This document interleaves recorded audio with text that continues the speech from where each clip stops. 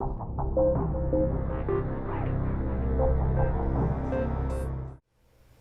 this tutorial we will see how to handle water in Grand Designer. So water is in the tab water, and you just have to check have water to add some water on your planet. So the water is basically defined by its water level. So everything under that level will be underwater. Everything above that will be the land, the main land of the planet. So you can just change the height of the water to see automatically its effect. One important thing is the baked in height here. I just jump to that one directly because it's quite important. So by default, when it's not checked, it's just considering that everything under a certain level is just plain water, but it's not changing the height accordingly. I mean, it's not a plane of water you have here. It's just everything under a given level is just painted blue. So if I increase the height, you see it's just painted blue, but you don't see the level of the water clearly over here. It's because it's not done. I mean, I need to do that correctly to render another sphere that will be exactly the size of the planet plus the water level. So by default it's not done. So if you want to display such a plane for the water, then you have to keep it that way. But if you want to have something that will be flat on the water, you just bake it in the height.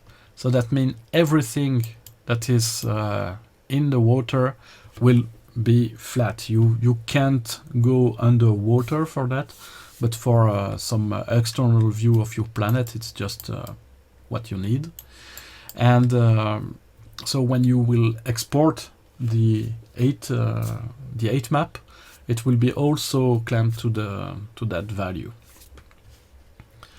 So when you change the water level here, you see that the land is popping out. It's just basically because the water is standing at the same level. So you're basically moving the land around the water instead of moving the water around the land. So I will maybe increase a bit the expansion of the water like that. Then you can control the density of the water. So if you have a very low density, it's very clear water. If you increase the density, it will be more opaque water. So it's really up to you to know if you want to see through the water, or if you basically want to have a more opaque water. Then you have the water sharpness. It's the limit of the water when it reaches the land. So if you increase the sharpness, you will have a very sharp limit, and you won't have that smooth look that you have by default.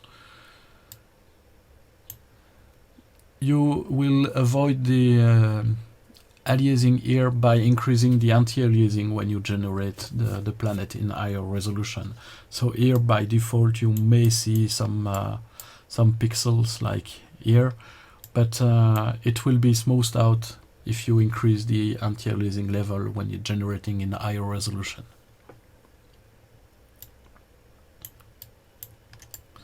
And then you can force the global translucency of water. So it goes on top of the density. So even with a very strong, very high density, it's just how translucent the water is. So it's basically a way of tweaking, of of cheating with the density here.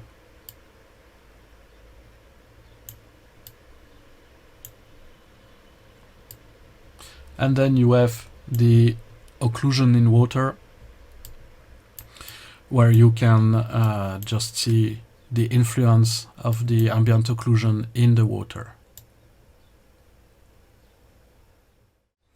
You can then colorize the water the way you want. So it's still working with the color ramp like the usual stuff. So this part, so the left part of the color ramp, is matching the deepest part of the water, and the right part of the ramp is just the shallow part of the water.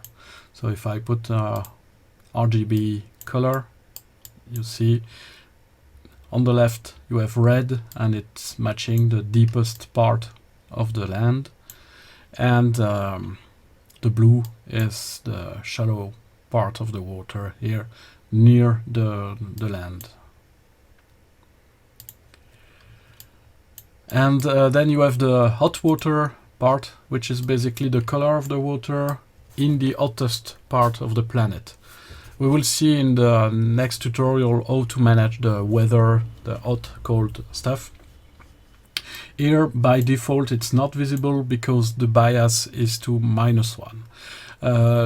This is just the case because I want it to be compatible with the previous planet and not see hot water stuff for you old presets. So if you put it to highest value, you will see that a part of the water is just colored differently. Maybe I will put a completely different color like red, so you will see. Okay, so this is the hottest part of the planet, and with the color bias you can basically increase the influence of that hot water coloring in the planet. So by default it's these colors that are more vivid, but you can basically do whatever you want. And then you have the color bias, which is how the colors are spreaded depending on the height of the water. So it's just a global adjustment. And then you have the water roughness. So it's how rough in PBR the water is. So if you have very small value, it's very reflective, like mirror-like.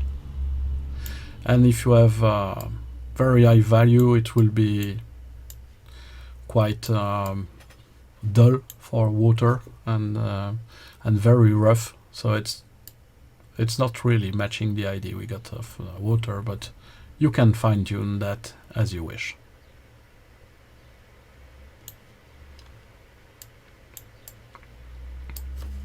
You can also see that in the relief you can change the underwater color. So these are the color you see when you have a water that is very translucent. So see, if I put the translucency to the max, these colors are the colors we have over here, the underwater color. So if I change that to something else, you see, you get something completely different. So at some place you see you have underwater stuff, then it's generally working well only if you have effectively water activated. So here I will just put a bit of translucency here. So depending on your tuning, the underwater color will be visible or not. It's really up to you to tune that correctly. And with all these parameters you can have a quite good control on the rendering of your water.